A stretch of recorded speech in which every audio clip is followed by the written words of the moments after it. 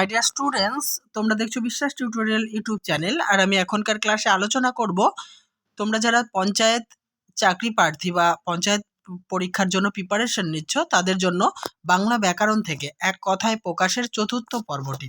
চলো দেখে নেওয়া যাক আজকের আলোচনার গুরুত্বপূর্ণ ক্লাসটি। মহান ইসবাস মানে ধনুক যার, তাকে বলা হয় মহেশ্বাস। পশ্চাতে জন্মেছে যে, তাকে বলে অনুজ বা অনুজ। যিনি অরিকে মানে শত্রুকে দমন করেন, এক কথায় বলে অরিন্দম। ইন্দ্রকে জয় করেছেন যিনি, ইন্দ্রজিৎ। সুলো পানিতে, পানিতে মানে হচ্ছে হাতে, সুলো পানিতে যার, সুলো পানি।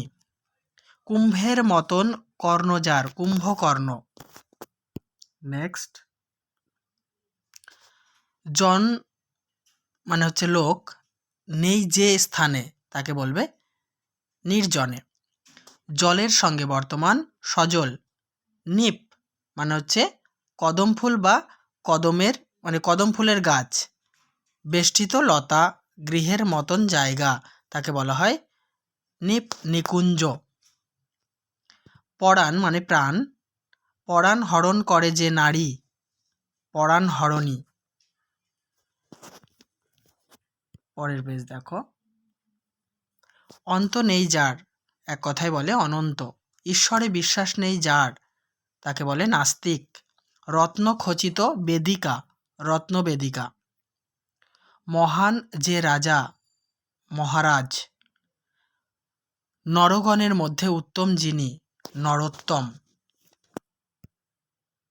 নেক্সট, যে বা যিনি অর্ধেক নারী অর্ধেক ঈশ্বর, তাকে বলা হয় অর্ধনারীশ্বর। ঘুম নেই যার, তাকে বলে উজাগর। কালীনাগ যে দহে বাস করে, তাকে বলে কালীদহ। রূপ আছে যার, রূপসী। গাঙে যে চিলকে দেখা যায়, তাকে বলা হয় গাংচিল।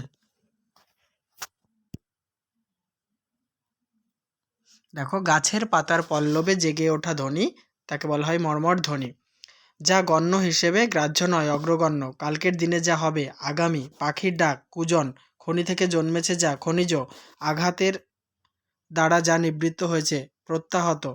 যে গাছে ফুল হয় না ফল হয়, তাকে বলে বনস্পতি। তাহলে বন্ধুরা, আজকের এই পর্বটি শেষ করলাম। দেখতে থাকো, সঙ্গে থাকো বিশ্বাস টিউটোরিয়াল ইউটিউব চ্যানেলটি।